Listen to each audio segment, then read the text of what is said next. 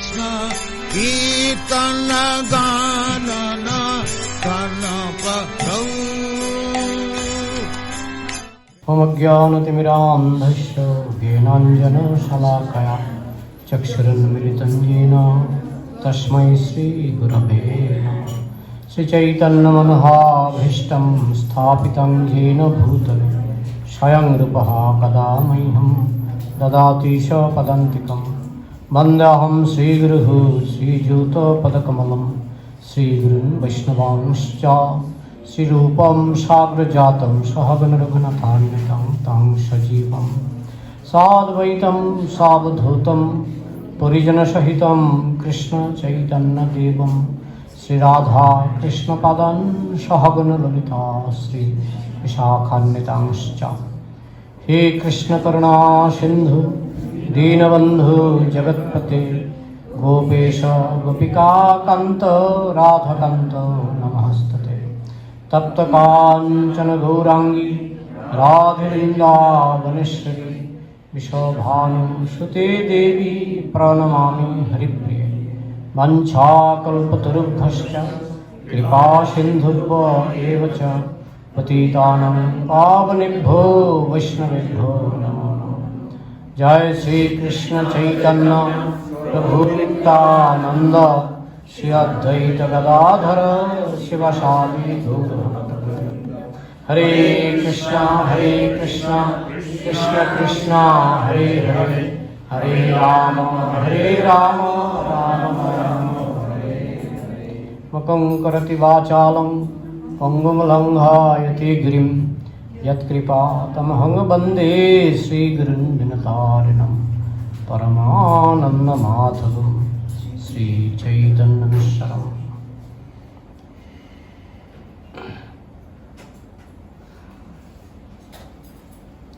ओम नमो भगवते वासुदेवाय।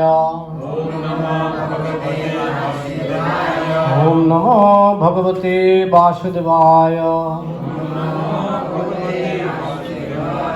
ओम नमो भगवते वासुदेवाय।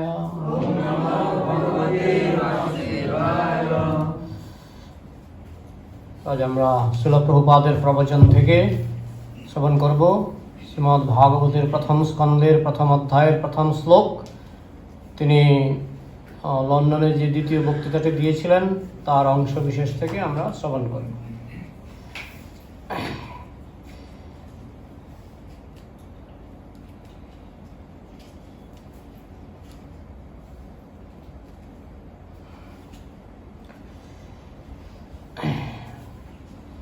So anyone who does not know what is God and what is my relationship is later on. আমাদের প্রথম কর্তব্য হলো ভগবানকে জানা, আর যেটা আমরা বলি সম্বন্ধ সেটা আর একটু পরে, কারণ না জানলে সম্বন্ধ কি করে হবে। হ্যাঁ, জগতেও আমরা যখন একটা সম্বন্ধ স্থাপন করি তখন প্রথমে মানুষটাকে জানার চেষ্টা করি, আগে জানা তারপরে সম্বন্ধ। ঠিক তেমনি ভগবানকে জানা, এই জন্যই সাধু সঙ্গে হরিকথা শ্রবণ, উদ্দেশ্যটা হচ্ছে কৃষ্ণকে জানা বা বোঝা। যদিও এটাকে সম্বন্ধেরই একটা অঙ্গ হিসেবে ধরা হয়, ভগবান সম্পর্কে জ্ঞান অর্জন করা এটা সম্বন্ধেরই অঙ্গ, কারণ জ্ঞান না হলে তো সম্বন্ধ হবে না। শ্রীল প্রভুপাদ বলছেন সম্বন্ধটা আরেকটু পরের ব্যাপার, প্রথম পদক্ষেপ হচ্ছে জানা। তো জানার জন্য আবার শ্রদ্ধা প্রয়োজন। শ্রদ্ধা না থাকলে, আমি যদি প্রথম থেকেই বিদ্বেষী থাকি তাহলে জানা হবে না। একটু শ্রদ্ধা থাকাতে, আদৌ শ্রদ্ধা বলা হচ্ছে, আদৌ শ্রদ্ধা, আদৌ মানে শুরুতেই হলো শ্রদ্ধা। শ্রদ্ধা না থাকলে জ্ঞানও হবে না। শ্রদ্ধাবান লভতে জ্ঞানম। তো প্রথমে শ্রদ্ধা, তারপরে শ্রদ্ধা থেকে আসবে জ্ঞান। শ্রদ্ধাবান লভতে জ্ঞান, আদৌ শ্রদ্ধা, শুরুতে শ্রদ্ধা। তো জ্ঞান থেকে জ্ঞানের পরবর্তী পদক্ষেপ হচ্ছে বা জ্ঞানের পরবর্তী স্তর হচ্ছে সম্বন্ধ। First of all, at least we must know what is God, then we can speak something about God. প্রথমে ভগবান সম্পর্কে জানতে হবে। মায়াবাদী বলুন বা আমাদের সমাজে যে কত রকমের ধর্ম আছে, পৃথিবীতে যাহা কিছু ধর্ম নামে চলে, ভাগবত কহে তাহা পরিপূর্ণ ছলে। বেশিরভাগই ছলনায় পরিপূর্ণ। পৃথিবীতে যা কিছু ধর্ম নামে চলছে বেশিরভাগই ছলনায় পরিপূর্ণ, যার জন্য কৃষ্ণ তিনি পরিষ্কারই বলে দিলেন সর্বধর্মান পরিত্যাজ্য, সব ধর্ম ছেড়ে দিয়ে মাম একং শরণং ব্রজ, একমাত্র আমার চরণে আশ্রয় গ্রহণ করো। ভগবদ্গীতার শুরুতে বললেন ধর্ম সংস্থাপনার্থায় সম্ভবামি যুগে যুগে, আমি ধর্ম স্থাপন করার জন্য যুগে যুগে আসি। আর শেষে বললেন সব ধর্ম ছেড়ে দাও। তাহলে প্রশ্ন জাগে, আপনি বললেন ধর্ম সংস্থাপন করতে আসেন, আবার বলছেন সব ধর্ম ছেড়ে দাও, তার মানে আমি আসল ধর্মটা স্থাপন করতে আসি। আর যে ছল ধর্ম, কৈতব ধর্ম, যেটা দ্বিতীয় শ্লোকে, ভাগবতের দ্বিতীয় শ্লোকে আলোচনা করা হয়েছে, যে কৈতব ধর্ম বা প্রতারক ধর্ম, ছল ধর্ম যেগুলি, সেইগুলিকে ত্যাগ করতে বলেছেন। তা আমরা যদি ভগবান সম্পর্কে না জানি, অনেকেই গীতা পড়ে, গীতা লিখে, তারা যখনই বলা হয় শ্রী ভগবান উবাচ, তারা বলেন যে পরমেশ্বর বললেন। তো যদি প্রশ্ন করা হয় পরমেশ্বরটা কে, কৃষ্ণ নামটা উচ্চারণ করতে তাদের একটু কষ্ট হয়। বলেন পরমেশ্বর ভগবান সর্বশক্তিমান, একটা শক্তি আছে। বিশেষ করে যারা নিরাকারবাদী, কৃষ্ণ নামটা যেন তাদের লজ্জা হয়। আর শিল প্রভুপাদ ওইটাকেই বারবার, মানে কৃষ্ণ নামটাই বারবার তিনি আমাদেরকে বড় করে বলছেন, বেশি করে বলছেন। প্রভুপাদ যখন ইসকনের নাম রেখেছিলেন, ISKCON, international society for Krishna consciousness, তখন একজন আমেরিকার একজন ভক্ত বলছিলেন, প্রভুপাদ এটাকে কৃষ্ণ কনসাসনেস না রেখে, ইসকন না রেখে এটাকে ইসগন রাখলে ভালো হয়। ইসগন কি? International society for god consciousness, god consciousness. Prabhupada বলছেন না, কারণ মানুষ জানে না ভগবান কি, কৃষ্ণ যে ভগবান এটা অনেকে জানে না। তাই তারা যদি না জানে ভগবান কে, আমরা জানিয়ে দেবো যে কৃষ্ণ হচ্ছেন ভগবান। তাই আমি কৃষ্ণ শব্দটা রাখতে চাইছি। তো এইভাবে ইসকনের নাম ওই কে মানে কৃষ্ণ প্রভুপাদ রেখেছিলেন। তো কৃষ্ণ সম্পর্কে আমরা যদি কিছু নাই জানি, তাহলে আমরা ভগবান সম্পর্কে কিভাবে বলবো, কিভাবে প্রচার করব? এই জন্য ভগবান সম্পর্কে, কৃষ্ণ যে ভগবান, কৃষ্ণস্তু ভগবান স্বয়ং, খুবই কঠিন তত্ত্ব, খুবই কঠিন তত্ত্ব। কারণ কৃষ্ণ চরিত্র বা কৃষ্ণ লীলা এটা এমনই একটা অদ্ভুত, যে কোনো সাধারণ মানুষ, বিশেষ করে যারা একটু বিদ্বেষী, বিভ্রান্ত হবেই। কৃষ্ণের বেশিরভাগ লীলাই মানা যায়, কিন্তু কিছু কিছু লীলা, বিশেষ করে যারা বিধর্মী, তারা কিন্তু কোনো মতেই মানতে চায় না। কৃষ্ণের রাস নাচ, কৃষ্ণের বস্ত্রহরণ, এগুলি তাদের পক্ষে হজম করা খুবই কঠিন। তো খুবই কঠিন তত্ত্ব, কৃষ্ণ তত্ত্ব খুবই কঠিন তত্ত্ব। এটা যে সাধারণ নয়, এটা যে সাধারণ বস্ত্রহরণ নয়, এটা যে সাধারণ রাস নাচটা যেমন বিভিন্ন গোপীদের সঙ্গে কৃষ্ণ নেচেছিলেন, এগুলি যে সাধারণ নয়, এটা উপলব্ধি করতে গেলে, যার জন্য সুখদেব গোস্বামী দশম স্কন্দের এই রাসলীলা বা বস্ত্রহরণ লীলা বলার অনেক আগে তিনি 9খানা স্কন্দ, শ্রীমদ্ ভাগবতের 9খানা স্কন্দ ব্যাখ্যা করেছেন। কেন? যাতে মানুষ রাস নাচকে ভুল না বোঝে, যাতে মানুষ কৃষ্ণের বস্ত্রহরণকে ভুল না বোঝে। তারপরে মানুষ ভুল বুঝছে। যাই হোক, জন্মকর্ম চমে দিব্যম এবং যো ব্যক্তি তত্ত্বতঃ ত্যক্তা দেহম পুনর্জন্ম নৈতি মামিতি সৌর্জন। যে আমার জন্ম এবং কর্ম, কর্ম বলতে লীলা, রাসনাচ লীলা, বস্ত্রহরণ লীলা, যেগুলি বোঝা সবচেয়ে কঠিন, সবচেয়ে কঠিন। তো সেই লীলাগুলি যদি কেউ বুঝতে পারে, তাহলে তার আর পুনর্জন্ম হবে না, সে সংসারের বন্ধন থেকে মুক্ত হবে। তাই ভগবান সম্পর্কে যদি আমরা নিজেরাই বুঝতে না পারি, আমাদের নিজেদের মনে যদি সন্দেহ থাকে, তাহলে আমরা অন্যদের কি করে বোঝাবো? Then how you can explain, how you can understand about him?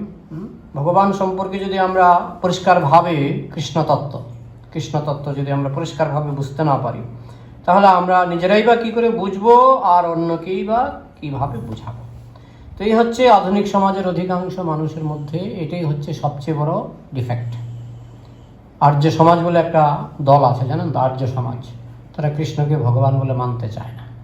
আর মানেও যদি বলতে, ঠিক আছে কুরুক্ষেত্রের কৃষ্ণ একজন ঐতিহাসিক পুরুষ, ঠিক আছে, কিন্তু ওই রাস নাচ আর বস্ত্রহরণ এগুলি তা আমি শুনছিলাম মহেন্দ্র পাল আর্য বলে একজন বলছে এগুলি হচ্ছে কৃষ্ণকে একেবারে বানিয়ে দিয়েছে, তারা মানে কৃষ্ণকে এক নষ্ট চরিত্রের একটা লোক বানিয়ে দিয়েছে। এইভাবে উনি মন্তব্য করছেন। তার মানে সোজা কথায় কৃষ্ণতত্ত্ব বোঝা এত সহজ নয়।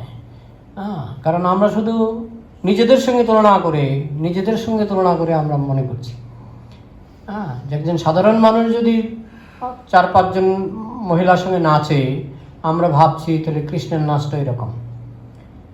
আমি একজন পাঠকের কাছে শুনেছিলাম যে তুমি যদি 5 জন মহিলার সঙ্গে নাচতে পারো আর নিজেকে 5 জন পুরুষ রূপে বিস্তার করতে পারো, তাহলে আমি তোমার চরণেই ফুল দেব। তো কোনো মানুষ পারবে 5 জন মহিলার সঙ্গে নাচবে একসঙ্গে? প্রত্যেকের সঙ্গে সে নিজেকে, একই ব্যক্তি নিজেকে 5টি রূপে বিস্তার করবে।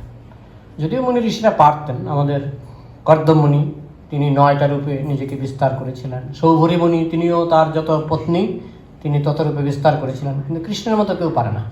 কৃষ্ণ অনন্ত রূপে নিজেকে বিস্তার করতে পারেন এবং অনন্ত রূপে নিজেকে বিস্তার করে তিনি অনুপরমাণুতে প্রবেশ করে আছেন। অন্যান্তরস্থ পরমাণু চয়ান্তরস্থম, তিনি ব্রহ্মাণ্ডের ভিতরে প্রবেশ করে আছেন, অনুপরমাণুর মধ্যে প্রবেশ করে আছেন। তিনি ইতিমধ্যেই অনন্তরূপে নিজেকে বিস্তার করেছেন। তো সেই বিস্তার যেহেতু তুমি করতে পারবে না, যেমন আমরা ভজনে গাই গোপীজন বল্লভ গিরিবর ধারী। গোপীজন বল্লভ মানে গোপীদের প্রেমিক, আর গিরিবর ধারী মানে, তো আমি যদি গোপীদের প্রেমিক হিসাবে কৃষ্ণকে মানি তাহলে এটাও মানতে হবে। কৃষ্ণ যে গোবর্ধন পর্বত তুলেছিলেন এটাও মানতে হবে। না এটা মানবো না, এটা মানবো। কৃষ্ণকে সামগ্রিকভাবে বুঝতে গেলে কৃষ্ণের সমস্ত যে শক্তি সেটা নিয়ে বুঝতে হবে। প্রভুপাদ একটা সহজ দৃষ্টান্ত দিয়েছেন যে রসগোল্লা খাওয়াটা ডায়াবেটিস রোগীর পক্ষে অন্যায়, কিন্তু সুস্থ ব্যক্তির পক্ষে অন্যায় নয়। ঠিক তেমনি যেটা কৃষ্ণের পক্ষে সম্ভব সেটা আমাদের পক্ষে সম্ভব নয়। কৃষ্ণ নিজেকে অনন্ত কোটি রূপে বিস্তার করতে পারেন। মহাদেব গাঁজা খেয়ে হজম করতে পারেন। কোনো গাঁজা কেন, তিনি বিষের সমুদ্র পান করেছিলেন, তার কোনো রোগ হয়েছিল? বিষের সমুদ্র পান করার পর তার একটা রোগ হয়ে গেল? রোগ তো হয়নি। তো মহাদেব হচ্ছেন কৃষ্ণের 64 কলা, মহাদেবের 55 কলা। তো 55 কলাতেই যদি তার এত শক্তি হয় যে তিনি বিষ গ্রহণ করে সেই বিষ তিনি হজম করতে পারেন, তা আমরা কি করে, যারা মহাদেবের ভক্ত তারা বলে আমরা গাঁজা খাই কারণ গাঁজাটা একটা বিষ। মহাদেব তো বিষ খেয়ে ফেলেছিলেন, তা আমরা একটা বিষ খাই। আমরা মহাদেবের মতো সমুদ্র পারি না, আমরা গাঁজাটা পারি। কিন্তু গাঁজা খেয়েও তাদের, আমি দেখেছি গাঁজাখোর আমাদের গ্রামে, মানে কাশের সঙ্গে রক্ত আসতো। শেষ বয়সে তিনি যখন কাশতেন রক্ত আসতো, কাশের সঙ্গে রক্ত বেরোতো, মানে যক্ষা হয়ে গেছে। তো মহাদেবের সঙ্গে টেক্কা দেওয়া যেমন সম্ভব নয়, ঠিক তেমনি কৃষ্ণের সঙ্গেও টেক্কা দেওয়া সম্ভব নয়। কিন্তু সমস্যা হচ্ছে আমি আমার আঙ্গিকে বিচার করছি, আমি যেটা পারি না কৃষ্ণ সেটা পারবেন না। ডায়াবেটিস রোগীর পক্ষে রসগোল্লা খাওয়া অন্যায়, তো সুস্থ লোকের পক্ষে রসগোল্লা খাওয়াটা অন্যায়। এই যে গুলিয়ে ফেলা, সেটাই হচ্ছে কৃষ্ণের সঙ্গে। আমরা নিজের স্তর থেকে আমরা কৃষ্ণের স্তরকে বিচার করছি, এই জন্যই মানুষ কৃষ্ণকে বুঝতে পারে না। Actually, you search out all process of understanding God. Generally, religion means the process of understanding God. তো ধর্ম মানেই ভগবানকে উপলব্ধি করার যে পন্থা, সেটাকেই বলা হচ্ছে ধর্ম। আসলে ইংরেজি রিলিজিয়ন আর বাংলা ধর্ম বা সংস্কৃত ধর্ম এক নয়। ইংরেজি যেটা রিলিজিয়ন সেটা পরিবর্তন করা যায়।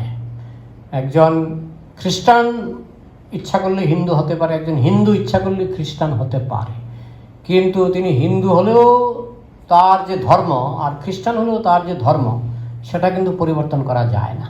যেমন ছিল প্রভুপাদ গীতা থেকে শ্লোক দিয়ে বলছেন যে যেমন জন্ম মৃত্যু জরা ব্যাধি, খ্রিস্টান হলেও জন্ম মৃত্যু জরা ব্যাধি হবে, এটা দেহের ধর্ম। জন্ম মৃত্যু জরা ব্যাধি হবে। মুসলমান হলেও জন্ম মৃত্যু জরা ব্যাধি হবে, হিন্দু হলেও জন্ম মৃত্যু জরা ব্যাধি হবে, দেহের ধর্ম। লঙ্কার ধর্ম ঝাল লাগা, চিনির ধর্ম মিষ্টি লাগা। ওইভাবে ছিল প্রভুপাদ ধর্মকে ব্যাখ্যা করেছেন। যেটা কোনো জিনিসের স্বাভাবিক বৈশিষ্ট্য সেটাই ধর্ম, যেটা পরিবর্তন করা যায় না। তো জীবের ধর্ম জৈব ধর্ম, জীবের ধর্ম হচ্ছে সেবা, প্রেম। আবার প্রেম তো সেবা ছাড়া প্রেমের কোনো পূর্ণতা হয় না। প্রেম মানেই সেবা। তাই যখনই ভক্তি কথাটা এসছে, শিল প্রভুপাদ ইংরেজি করার সময় ভক্তি কিন্তু ডিভোশন ইংরেজি করেননি, প্রভুপাদ ইংরেজি করেছেন ডিভোশনাল সার্ভিস। দেখবেন যেখানেই ভক্তি কথাটা এসছে সেখানেই প্রভুপাদ কিন্তু ডিভোশনাল সার্ভিস ছাড়া প্রভুপাদ এত প্র্যাকটিক্যাল ছিলেন। সার্ভিস ছাড়া আবার প্রেম কিসের? সার্ভিস ছাড়া ভক্তি হয় না। সেবাটাই হচ্ছে প্রেমের প্রকাশ। তো এইভাবে ভগবানকে বুঝতে গেলে সেবার মাধ্যমে বুঝতে হবে, সেবা করতে হবে। আর সেবা প্রথমেই শুরু হচ্ছে শ্রবণ কীর্তন, এগুলি তো প্রথম সেবা, শ্রবণ কীর্তনটাও সেবা।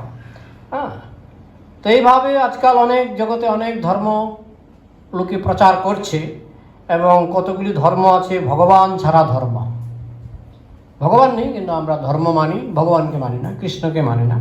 প্রভুপাদ বলছেন religion without God is just like Hamlet without Hamlet. Hamlet শেক্সপিয়ারের লেখা একটা নাটক। ওই নাটকের হিরোকে মানে ওই নাটকের নায়ক হ্যামলেট। তো এখন আমি একটা বই লিখলাম হ্যামলেট, কিন্তু ওই নাটকের মধ্যে হ্যামলেট থাকবে না। হ্যামলেট ছাড়া যদি নাটকটা মঞ্চস্থ করা হয়, ওটা কি হবে? হবে না। ঠিক তেমনি কৃষ্ণ ছাড়া ধর্ম বা ভগবান ছাড়া ধর্মই নয়। যে ধর্মে ভগবানকে পরিষ্কার রূপে স্বীকার করা হয় না, সেটা ধর্মই নয়। তাই চলছে এখন কলিযুগে অনেক রকমের ধর্ম চলছে, যেখানে ভগবান সম্পর্কে মানুষের কোনো ধারণা নাই। যখন শ্রীমদ্ ভক্তি সিদ্ধান্ত সরস্বতী ঠাকুর তিনি দৈনিক নদিয়া প্রকাশ শুরু করলেন, দৈনিক নদিয়া প্রকাশ ডেইলি প্রকাশ করতেন। তো একজন ভদ্রলোক ওনাকে প্রশ্ন করলেন যে দেখুন, আমরা যে বাজারে যে আনন্দবাজার পত্রিকা বা বিভিন্ন পত্রিকা আমরা পাই, সেগুলিতে তো খবরের অভাব নাই, কত রকমের পলিটিক্যাল খবর আছে, কিন্তু আপনি ভগবান সম্পর্কে দৈনিক কি লিখবেন আপনি? তখন শ্রীমদ্ ভক্তি সিদ্ধান্ত সরস্বতী ঠাকুর যে উত্তর দিয়েছিলেন, বলছিলেন আসলে দৈনিক কথাটা আমি লিখেছি বটে, কিন্তু এটা হওয়া উচিত প্রতি মিনিটে একটা করে পত্রিকা আমরা বের করতে পারি। মানে উনি এরকম উত্তর দিয়েছিলেন, প্রতি মিনিটে প্রতি সেকেন্ডে আমরা একটা করে পত্রিকা, এবং আপনাদের থেকে বেশি লেখা আমাদের আছে। সেই কথা প্রসঙ্গে শিল প্রভুপাদ বলছেন যে আমি এখন পর্যন্ত প্রায় 60খানা 400 পৃষ্ঠার গ্রন্থ, এক একটা গ্রন্থ 400 পৃষ্ঠা। আমি যখন প্রথম ইস্কনে আসি তখন প্রভুপাদের গ্রন্থ ছিল 80খানা, কারণ তখন ভলিউম ছিল অনেক বেশি।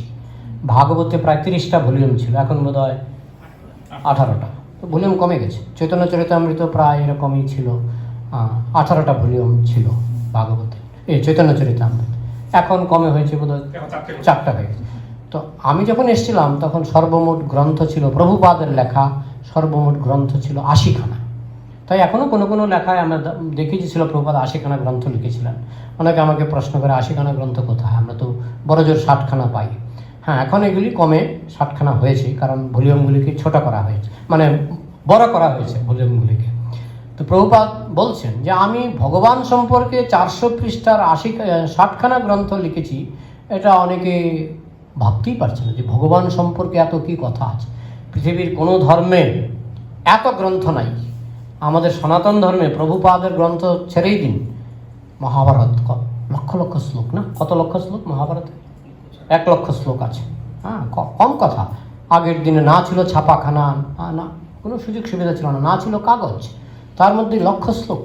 রামায়ণ তাও তো মহাভারতের মতোই সাইজ। হ্যাঁ, 18টা পুরাণ, এক একটা পুরাণের সাইজ প্রায় মহাভারতের মতো, তাই না? তো এত যে গ্রন্থ, এখন তো যা পাওয়া যায় সব সংক্ষিপ্ত। আমি পুরাণ কিনতে গিয়েছিলাম, সব ছোট ছোট সংক্ষিপ্ত করে ফেলেছে সব। বহু জিনিস বাদ পড়ে গেছে, বহু জিনিস বিধর্মীরা পুড়িয়ে শেষ করে দিয়েছে, কথাটা বলছে। তো যাই হোক, তো এত গ্রন্থ পৃথিবীর আর কোনো ধর্মে নাই।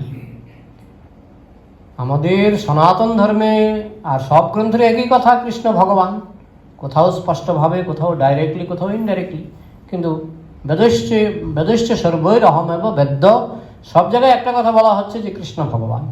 শুধু কৃষ্ণকে ভগবান প্রতিপাদন করার জন্য এত গ্রন্থ, গোস্বামীরা কত গ্রন্থ লিখেছেন, সেগুলো এখন ভানু মহারাজ, শ্রীমৎ ভানু মহারাজ সেগুলো অনুবাদ করছেন। গ্রন্থের এত গ্রন্থ পৃথিবীর কোনো ধর্মে নাই, এটা চ্যালেঞ্জ। পৃথিবীর কোনো ধর্মে এত গ্রন্থ নাই। তো একটা কাল্পনিক তত্ত্বকে দাঁড় করাবার জন্য তো এত গ্রন্থের প্রয়োজন হয় না। যেহেতু কৃষ্ণ ভগবান, সেই জন্য এত গ্রন্থে কৃষ্ণকে ভগবান বলে ব্যাখ্যা করা হয়েছে, এবং আজও ব্যাখ্যা চলছে, এবং আজও মহাপুরুষরা বা শুদ্ধ বৈষ্ণবরা আজও গ্রন্থ লিখছেন, এ কোনোদিনও শেষ হবে না। অনন্ত কৃষ্ণের নাম, অনন্ত মহিমা, নারদাদি ব্যাসদেব দিতে নারে সীমা। এটাই প্রমাণ যে কৃষ্ণ হচ্ছেন ভগবান এবং তিনি অনন্ত। তো যারা ভগবানকে বাদ দিয়ে যারা মানে ধর্ম বলে কিছু প্রচার করে সংসারে, এটা একেবারে ছলধর্ম। That is, it will be explain in the next verse. ধর্ম প্রজ্জিত কৈতবত্র, এগুলি হচ্ছে কৈতব ধর্ম। কৈতব মানে ছলনা, ধর্মের নামে ছলনা। Any kind of religion which is going on under the name of religion but the system has no information of God, that is cheating religion. তো সংসারে যত ধর্ম চলছে, যেখানে ভগবান সম্পর্কে সুস্পষ্ট ধারণা নেই, প্রভুপাদ ভগবানকে ভগবান বলে বলতেও কুণ্ঠিত হতেন। কৃষ্ণ ভগবান শ্রীকৃষ্ণ এত সুস্পষ্ট।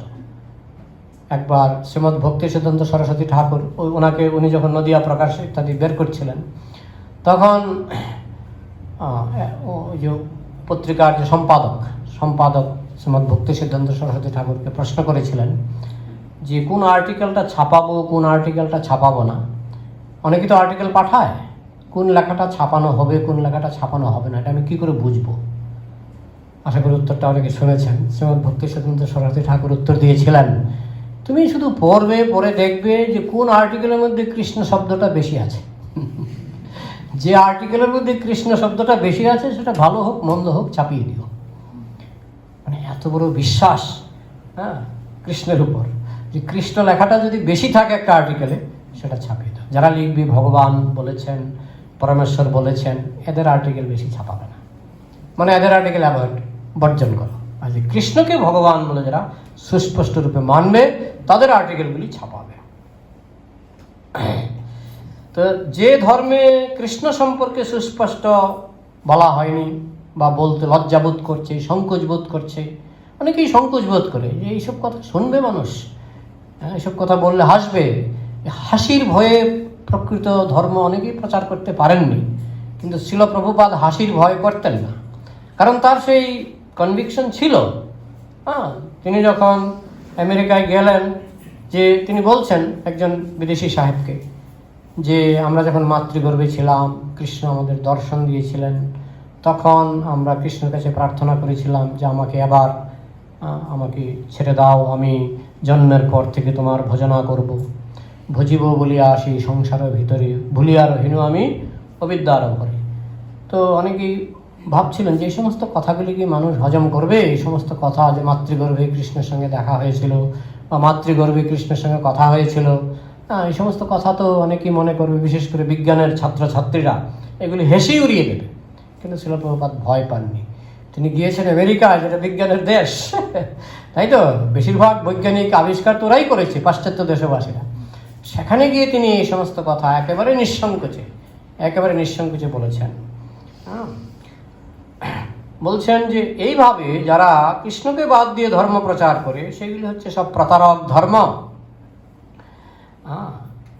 আপনারা ভগবানের আইন মানছেন, ভগবানের আইন তো আমরা মানছি, যদিও তারা এটাকে ভগবানের আইন বলে না, কৃষ্ণের আইন বলে না। যেমন সূর্য পূর্ব দিকে উঠে, দক্ষিণ দিকে উঠে বা উত্তর দিকে উঠে কি উঠে না। তাহলে আমরা জন্ম থেকেই দেখে আসছি সূর্য পূর্ব দিকে উঠে। আবার মোটামুটি বছরের একটা রুটিনও আছে তার। শীতকালে এই মাসে কয়টার সময় উঠবে, গ্রীষ্মকালে এই মাসে কয়টার সময় উঠবে, একটা রুটিন আছে তার। সারা বছরের কিন্তু একটা রুটিন আছে সূর্যের। অস্ত যাওয়ার রুটিন, উদয় হওয়ার রুটিন, কোন দিক থেকে উদয় হবে, উত্তর কোণা থেকে না দক্ষিণ কোণা থেকে, উত্তরায়ণ দক্ষিণায়ন, কত সুশৃঙ্খলতার মধ্যে, কত শক্ত নিয়মের মধ্যে সূর্যকে চলতে হয়। একটা আইন তো আছে। এখন বৈজ্ঞানিকদের যদি প্রশ্ন করা হয় যে আপনারা তো আইনটা মানছেন, প্রভুপাদ বলছেন কৃষ্ণের আইন, কৃষ্ণের আইন আপনারা মানছেন, কৃষ্ণকে মানছেন না, কিন্তু কৃষ্ণের আইনটা তো মানছেন। তখন তারা বলছেন যে আমরা আসলে এটা মনে করি লজ অফ নেচার, মানে এটা প্রকৃতির আইন। আচ্ছা, প্রকৃতি তো একটা জড়বস্তু, প্রকৃতি কি জল, মাটি, বাতাস, এই তো। এ কী করে আইন তৈরি করবে? হ্যাঁ, আমাদের যে দেশে আইন আছে, গাড়ি কোন দিকে চলে? ডান দিকে চলে নাকি বাঁ দিকে? Left to the keep to the left, keep to the left. আমেরিকায় ডান দিকে, তাই না? তো আমাদের দেশে যে আইনটা, হ্যাঁ, যখনই সেই ট্রাফিক পুলিশ দেখাচ্ছে, হাত দেখাচ্ছে, বা আমরা কেউ যখন গাড়ি চালায়, তারা তো বাঁদিকে রেখেই চালায়, তাই না? যখন বিশেষ করে ব্যস্ত রাস্তায় তো মানতেই হবে আইনটা। তো আইনটা কি বলুন দেশ বানিয়েছে? আরে দেশ কে? আইনটা দেশ বানিয়েছে। তো দেশটা কে? নিশ্চয়ই সেখানে ব্যক্তি, কোনো না কোনো ব্যক্তি। আমরা বলি সরকার বানিয়েছে। আরে সরকার কে? সরকার তো ইট পাথর নয়, সরকার বিল্ডিং নয়, সরকার মানে ব্যক্তি, কোনো না কোনো ব্যক্তি বানিয়েছে। ঠিক তেমনি হ্যাঁ, এই সমস্ত আইনগুলি বিভিন্ন দেবদেবীর মাধ্যমে কৃষ্ণ বানিয়েছে। কৃষ্ণের ইচ্ছায় দেবদেবীরা এই আইনগুলি কন্ট্রোল করছে, তাই তো? তাহলে আপনারা আইনকে মানছেন, আইন প্রণেতাকে মানছেন না। বলছেন প্রকৃতি থেকে। প্রকৃতি কেন এসব করতে যাবে? সূর্য ঠিক সময় মতো উদিত হচ্ছে, এবং তার অনেক নিয়ম আছে সূর্যের। সূর্যের আমাদের জ্যোতিষশাস্ত্রে খুব সুন্দর বর্ণনা আছে। ধীরগতি, তীব্রগতি, শুধু সূর্যের নয়, প্রত্যেকটি গ্রহ নক্ষত্রের। বছরের কোনো কোনো সময় তারা ধীরে ঘুরে, আবার কোনো কোনো সময় গতি বেড়ে যায়। একই গ্রহ কোনো কোনো সময় ধীরলয়ে, মানে আস্তে আস্তে ঘুরে, একটা মাত্রা নির্ধারণ করা আছে। কোনো কোনো সময় তাড়াতাড়ি ঘুরে, খুব দ্রুত ঘুরে। তো এটা কেন হয়? কারণ ভগবান জানেন সারা বছর যদি একই গতিতে ঘুরে, তাইলে গ্রহের সঙ্গে গ্রহের ধাক্কা লাগবে। একটা গাড়ি কখন স্লো হয়? যখন দেখে সামনে আর একটা গাড়ি আছে। তো ঠিক গ্রহগুলিও জানে, মানে গ্রহগুলি না জানলেও যে আইন প্রণেতা তিনি জানেন, আমি যদি গতিটাকে সারা বছর তীব্র গতি রাখি, তাইলে এই গ্রহের সঙ্গে গ্রহের ধাক্কা হবে। তাই তিনি কি করেছেন, বছরের একটা সময় তিনি স্পিড কমিয়ে দেন, কারণ তিনি জানেন আরেকটা গ্রহ আসছে, আরেকটা গ্রহ এই কক্ষপথে আসছে। তো আমি যদি তীব্র গতি করে দিই সবগুলিকে, ধাক্কা হবে।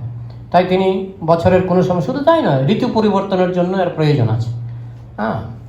বছরের এক সময় সূর্যের গতি বলুন, পৃথিবীর গতি বলুন, গতি কিন্তু সমান তালে চলে না। কোনো সময় তীব্র গতি, কোনো সময় ধীরগতি। এটা অন্তত আমাদের ভারতের এই যে সূর্য সিদ্ধান্তটা আমি পড়ছিলাম, সূর্য সিদ্ধান্তে এই কথা লেখা আছে যে গ্রহ নক্ষত্রের গতিগুলি সারা বছর একরকম নয়, কখনো ধীরগতি, কখনো তীব্র গতি। তো এই গতিটাকে কন্ট্রোল করছেন যিনি আইনটা প্রণয়ন করেছেন, তিনি কন্ট্রোল করছেন। তার মানে আইন প্রণেতা আছেন, এবং মূলত আইন প্রণেতা হচ্ছেন ভগবান। যদিও তাকে অ্যাসিস্ট করার জন্য, তাকে সাহায্য করার জন্য প্রতিটি ব্রহ্মাণ্ডে 33 কোটি দেবদেবী রয়েছে, কিন্তু অসংখ্য আইন রয়েছে। বিশস্মাৎ বাত উপবতী ভীষ উদিতি সূর্য, বিশস্মাৎ অগ্নিশ্চন্দ্রশ্চ মৃত্যুর ধাবতী পঞ্চম। বিশস্মাৎ বাত উপবতী, যে বাতাস বইছে, এখন যেমন কয়েকদিন ধরে দেখছি বেশ সুন্দর বাতাস বইছে। এখন যে বিশেষ করে যে ঘরগুলি দক্ষিণ দিকে, তো দরজা ধরম করে দরজা বন্ধ হচ্ছে, মানে দরজা খোলা রাখলে কিন্তু মুশকিল হয়, আপনাকে কিছু দিয়ে আটকাতে হবে। এই যে গরমের সময় একটু বাতাসের দরকারও আছে, নাইলে তো শুধু ফ্যানে তো কাজ হবে না। তো এই বাতাস কার ভয়ে বাতাস বইছে? কার ভয়ে? বিশাসমাদ বাত উপবতী, যার ভয়ে বাতাস বইছে। কার ভয়ে? কৃষ্ণের ভয়ে।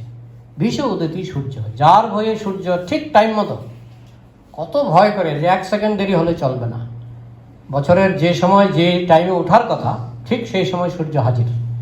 কত নিষ্ঠার সঙ্গে সূর্য উঠছে, না হলে তো বিশৃঙ্খলার সৃষ্টি হয়ে যাবে। তার কক্ষপথে সে কিন্তু 1 ইঞ্চি সামনে আসছে না, 1 ইঞ্চি পেছনেও যাচ্ছে না। যদি কিছুটা সামনে চলে আসে, পৃথিবীতে আগুন জ্বলে উঠবে, আবার কিছুটা পেছনে চলে গেলে পৃথিবীর অনেক জায়গায় বরফ হয়ে যাবে। তো সূর্য তো ঠিক তার কক্ষপথে চলছে। কার ভয়ে? কৃষ্ণের ভয়ে। বিশেষমাৎ বাত উপগতি ভীষ উদিতি সূর্য, বিশেষমাৎ অগ্নিশ্চন্দ্রশ্চ, অগ্নিদেব কৃষ্ণের ভয়ে তার কর্তব্য পালন করছেন। অগ্নিদেব কি কর্তব্য পালন করছেন? অগ্নিদেব কর্তব্য পালন না করলে আমরা বাঁচবই না। আমাদের শরীরে যেমন এই যে থার্মোমিটার ধরলে কত জ্বর, মানে নর্মাল জ্বর কত, 98 98 এই 98 আগুন, কিন্তু এটা কিন্তু আগুন, তাই না? আগুন 98 কি বলে এটাকে, ডিগ্রি ফারেনহাইট। 98 ফারেনহাইট আগুন যদি শরীরে না থাকে, মানুষ অসুস্থ হয়ে পড়বে। তাহলে এটা অগ্নিদেবের ডিউটি, যে প্রত্যেক মানুষের শরীরে, সুস্থ শরীরে যেন 98 ডিগ্রি ফারেনহাইট যাতে আগুন থাকে, সেটা অগ্নিদেবের দায়িত্ব। যখন মানুষকে অসুস্থ করা হবে, তখন অগ্নিদেবী আগুন বাড়িয়ে দেবেন বা কমিয়ে দেবেন, কিছু একটা করবেন। কিন্তু নর্মাল কন্ডিশনে, স্বাভাবিক কন্ডিশনে অগ্নিদেব কিন্তু তার কর্তব্য পালন করছেন। তো এইভাবে যার ভয়ে অগ্নিদেব তার ডিউটি পালন করছেন। বিশ্বস্মাত অগ্নিশ্চন্দ্র, চাঁদ, চাঁদটা কৃষ্ণপক্ষে আস্তে আস্তে কমতে কমতে শূন্য হয়ে যায় অমাবস্যাতে, মানে আমাদের চোখে। তারপর আবার আস্তে আস্তে বাড়তে বাড়তে পূর্ণিমায় পূর্ণশ্চন্দ্র। ওই নিয়মগুলি যদি না থাকতো, জোয়ার ভাটাও হতো না। এবং চাঁদের অনেক ডিউটি আছে যেগুলো আমরা শাস্ত্র থেকে পাই, যেমন সবজির যে টেস্ট, ফলমূলের যে টেস্ট, খাবারের যে টেস্ট, সেটা নাকি চাঁদ থেকে আসে। তার জন্য চাঁদ দায়ী। চাঁদ সারা রাত্র ধরে কিছু একটা বিতরণ করে, বলা হয় সুধা, কিছু একটা বিতরণ করে, যা থেকে জগতের সমস্ত খাবারের টেস্ট, স্বাদ, এটা চাঁদ থেকে আসে। তো এইভাবে চাঁদেরও কিছু ডিউটি আছে, যার জন্য চাঁদের শুধু ডিউটি নয়, চাঁদের একটা নির্দিষ্ট নিয়ম আছে, কক্ষপথ আছে, নিয়ম আছে। সে যে কৃষ্ণপক্ষ শুক্লপক্ষ এইভাবে যে সে ঘুরছে, তারও সে নিয়মের ভিতরে আছে, নিয়মের বাইরে সে যাচ্ছে না। তো এইগুলি কার ভয়ে? না, কৃষ্ণের ভয়ে। বিশ্বস্মাত অগ্নিশ্চন্দ্রশ্চ মৃত্যুর ধাবতি পঞ্চম। মৃত্যুর দেবতা যমরাজ বলছে পঞ্চম গতিতে ধাবিত হচ্ছে, অর্থাৎ মৃত্যুর দেবতাও কৃষ্ণের ভয়ে। ঠিক টাইম মতো এই লোকটাকে মারতে হবে, ঠিক টাইম মতো এই লোকটার আত্মাকে নিয়ে অমুক জায়গায় রাখতে হবে। এটা আবার যমরাজের চিন্তা, যদিও তার অনেক অ্যাসিস্ট্যান্ট আছে। তো সবই কৃষ্ণের ভয়ে। কৃষ্ণ কিন্তু এমন নয় যে কৃষ্ণ কাঁচা ম্যানেজার নয়। তিনি কিন্তু বাঁশি বাজানোতে ব্যস্ত, তিনি ভক্তদের সঙ্গে নাচানাচিতে ব্যস্ত, কিন্তু তার কাজগুলি কিন্তু একেবারে নিখুঁতভাবে চলছে। এমন কেউ ভাবছে না আর উনি তো বাঁশি বাজাচ্ছে, উনি কি আর দেখবে? উনি তো এখন ভক্তদের সঙ্গে নাচানাচি করছে, উনি কি আর, আমি যদি একটু ফাঁকি দিই, সূর্য যদি ভাবে আমি 5 মিনিট দেরিতে উঠলে কি আসা যায়, কৃষ্ণ এখন গোপীদের সঙ্গে নাচানাচি করছে, উনি কি আর টের পাবেন না? কিন্তু জানেন সূর্যদেব বা সমস্ত দেবতারা জানেন যে উনি যেখানেই থাকুন না কেন, ওনার ম্যানেজমেন্ট এত পারফেক্ট, উনি যে অবস্থাতেই নাচানাচি করুন না কেন, ওনার সব নখদর্পণে আছে। যদিও সরাসরিভাবে উনি ভক্তদের সঙ্গে আনন্দ বিলাস করছেন, কিন্তু তার তো অংশ বিস্তার রয়ে গেছে। সমস্ত বিষ্ণুরা তার অংশ বিস্তার, সমস্ত নারায়ণ তার অংশ বিস্তার। তিনি তো তার যা কিছু কাজ করেন অংশ বিস্তারের মাধ্যমেই করেন। আর কাজ তিনি করেন না তা নয়, তিনি যে কাজটা নিজে করেন নিজে হাতে, সেটা হচ্ছে ভক্তদের আনন্দ বিধান করা। ভক্তদের আনন্দ দিচ্ছেন, আবার ভক্তদের সঙ্গে নিজে আনন্দ আস্বাদন করছেন, আনন্দময় ভাষাত। এই জন্যই কৃষ্ণ ওই আনন্দ ছাড়া, মানে ওই আনন্দ বিলাস ছাড়া, ভক্তদের সঙ্গে আনন্দ বিলাস ছাড়া তার আর কোনো কাজ নাই। বাকি যত কাজ আছে, ম্যানেজমেন্ট বা যত শুকনো কাজ আছে, সেইগুলি তিনি সব ছেড়ে দিয়েছেন তার অংশ বিস্তারের হাতে। তা এখন প্রভুপাদ বলছেন যে বৈজ্ঞানিকেরা, তাদেরকে যদি প্রশ্ন করা হয় যে আপনারা কি ভগবানকে মানেন? No, we don't believe in God, we don't believe. বৈজ্ঞানিকরা বেশিরভাগই তো নাস্তিক। আস্তিক বৈজ্ঞানিক কয়জন? কলকাতায় একটা বৈজ্ঞানিক সম্মেলন হয়েছিল, সেখানে অনেক নোবেল পুরস্কার বিজয়ী বৈজ্ঞানিক এসেছিলেন। 1996 আপনারা গিয়েছিলেন কি? সেই আমার ভাগ্য হয়েছিল এই সায়েন্স সিটিতে 96-এ প্রভুপাদের সেন্টেনিয়াল উপলক্ষে। তো সেখানে অনেক বৈজ্ঞানিক এসেছিলেন, এদের মধ্যে কয়েকজন নোবেল বিজয়ী ছিলেন, যেমন চার্লস টাউন্স বলে একজন লেজার টেকনোলজিতে নোবেল পুরস্কার পেয়েছিলেন। আরও 2-4 জন এসেছিলেন নোবেল বিজয়ী। তো এদের মধ্যে 2-1 পুরস্কারই বলছিলেন যে আমরা ভগবানকে মানি না, 2-1 বলে ফেলেছিলেন। কিন্তু চার্লস টাউন্স উনি পরিষ্কার বলছেন যে আমি ভগবানকে বিশ্বাস করি। এরকম অনেক বৈজ্ঞানিক আছেন ভগবানকে মানেন, ভগবানকে বিশ্বাস করেন, যদিও ভগবান সম্পর্কে অত সুস্পষ্ট ধারণা তাদের নেই, কিন্তু ভগবানের প্রতি একটা দুর্বলতা তাদের আছে। আর বেশিরভাগ বৈজ্ঞানিক বলেন যে আমরা ভগবানকে বিশ্বাস করি না। তো তোমরা ভগবানকে বিশ্বাস করো না, কিন্তু ভগবানের আইন তো তোমরা মানছো। ভগবান আইন করে দিয়েছেন তোমাকে মরতে হবে। বড়জোর কত 100, 110, আমরা তো বলতে পারি না যে আমরা 500 বছর বেঁচে থাকবো। কয়জন এরকম দাবি করতে পারে? কয়েকজন বিশেষ যোগী ছাড়া। সাধারণ মানুষের নিয়ম কি? বড়জোর নর্মাল 80, 70, 80। তো ভগবান তো একটা মৃত্যুর আইন করে দিয়েছেন। 500 বছরও যদি বাঁচি আমাকে তো মরতে হবে। তো ভগবান একটা আইন করেছেন, জন্ম মৃত্যু জরা ব্যাধি আইন করেছেন। তো সেই আইনটা তো তোমাকে, হে বৈজ্ঞানিক মশাই, তোমাকে তো সেই আইনটা মানতে হচ্ছে। তুমি ভগবানকে মানো না, ভগবানের আইন মানছো, তার মানে তোমাকে ভগবানকে কোনো না কোনোভাবে ইনডাইরেক্টলি হলেও তোমার মানতে হচ্ছে। Yes, that we are studying, but the laws means somebody has made that law. এবার প্রভুপাদ যুক্তি দেখাচ্ছেন, আইন মানেই আইন প্রণেতা আছে। যেমন গাড়ি বাঁ দিকে চালাতে হবে, আইনের প্রণেতাও আছে। কোর্ট থেকে আসে সরকারের কোনো ব্যক্তি বা কোনো না কোনো ব্যক্তি বা একদল ব্যক্তি আইনটাকে প্রণয়ন করেছেন। আমেরিকায় গেলে যেমন গাড়ি ডান দিকে চালাতে হয়, তো সেই দেশের সরকার মানে সেই দেশের কিছু ব্যক্তি সেই আইনটা প্রণয়ন করেছেন। তো আইন থাকলে আইন প্রণেতা থাকবে। ঠিক তেমনি সংসারে যত আইন আছে এগুলি কোনো অন্ধ জড়বস্তু থেকে আসেনি। এই আইনগুলি অন্ধ জড়বস্তু থেকে আসেনি। প্রভুপাদ এরকম বহু যুক্তি দেখিয়েছেন। যেমন এই ছবি, এই ছবিটা কোনো জড়বস্তু থেকে আসেনি, কোনো না কোনো জীবন্ত ব্যক্তি এই ছবিটা এঁকেছে। প্রভুপাদ বলতেন ডিজাইন থেকে ডিজাইনার আমরা বুঝতে পারি। একটা ডিজাইন থাকলে, যেমন এই বিল্ডিংটার একটা ডিজাইন আছে, তার মানে একজন ডিজাইনারও আছে, নিশ্চয়ই ডিজাইনার আছে। ঠিক তেমনি ল আছে, আইন আছে, তাহলে ল মেকার, আইন প্রণেতাও একজন আছে।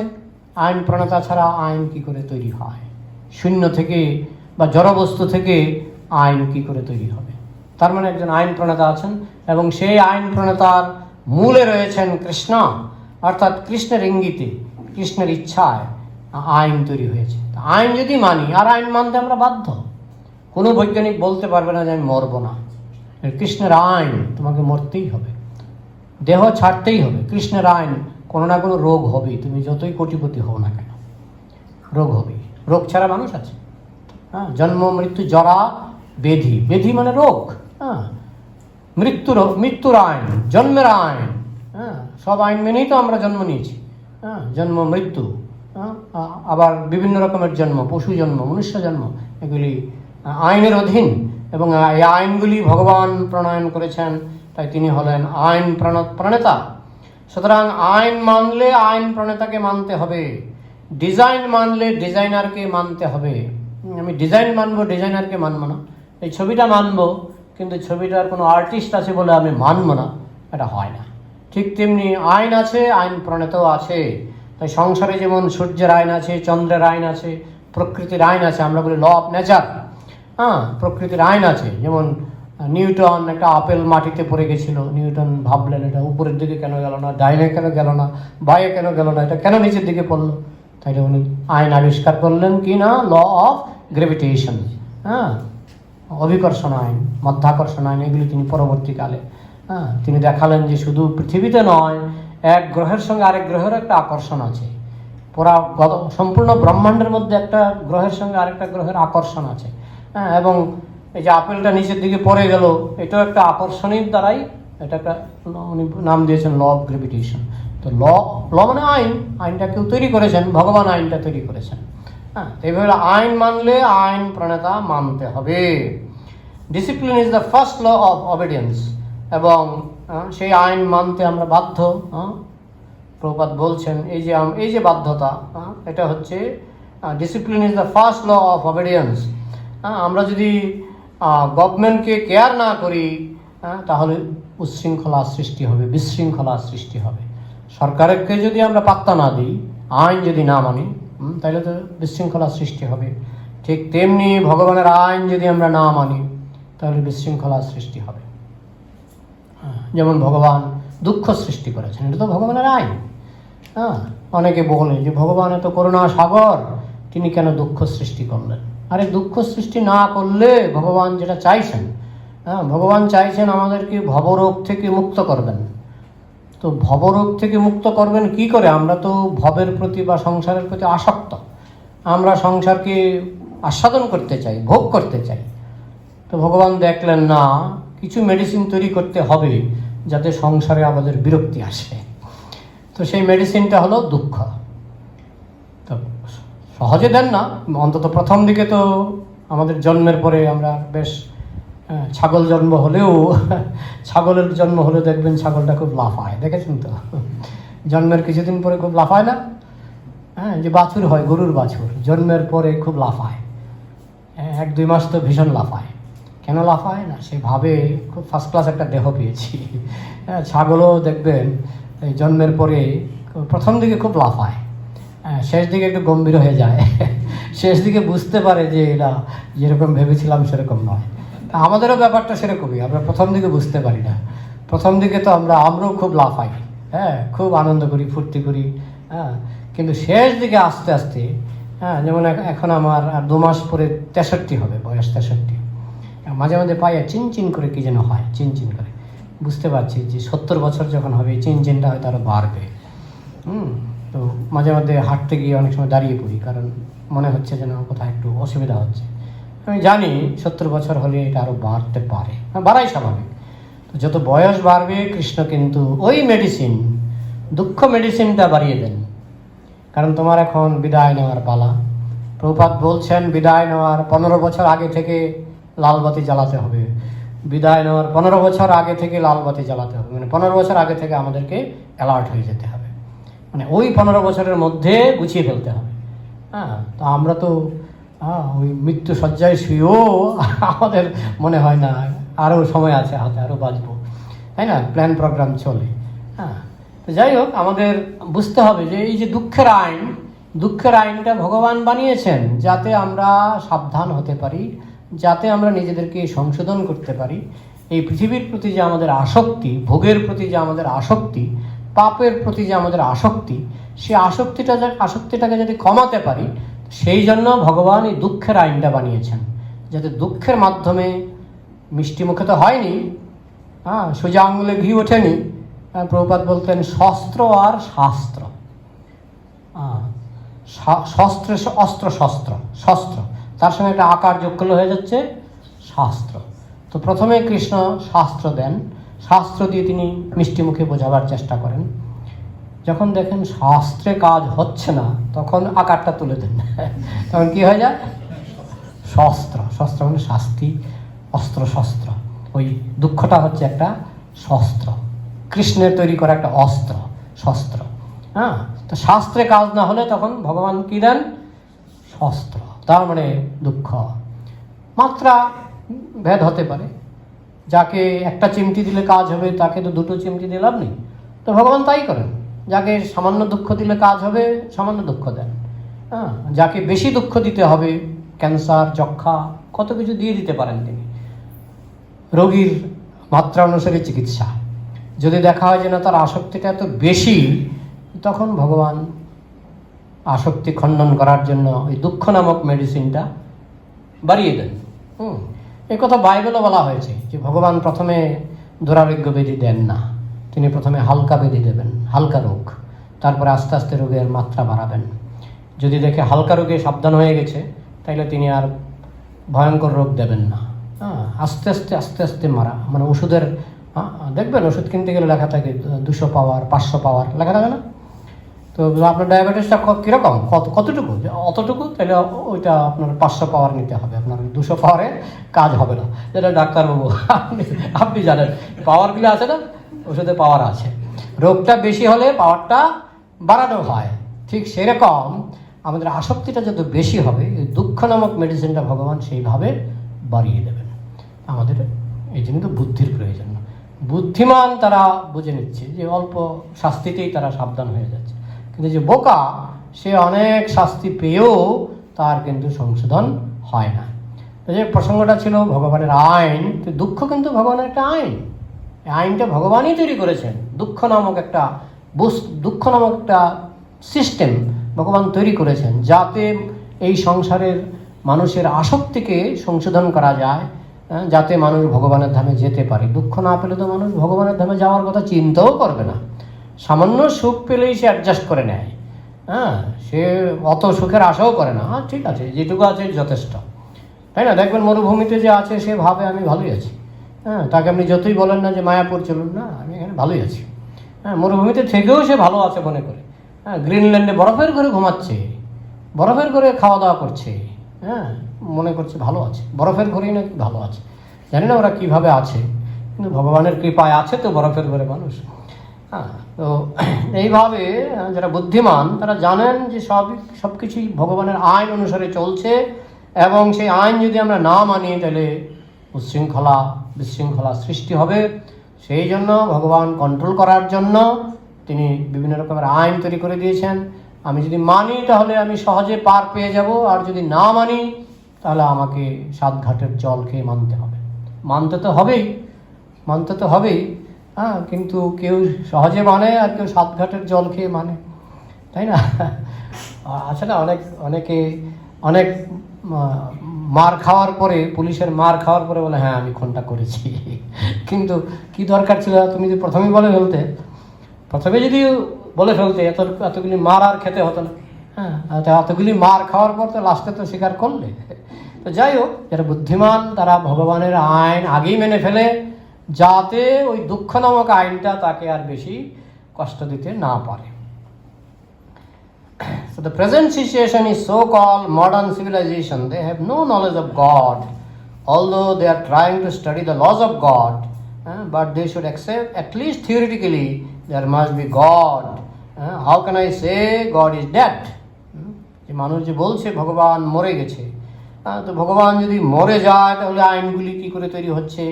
এত সুন্দরভাবে সূর্য চন্দ্র কীভাবে নিয়ন্ত্রিত হচ্ছে?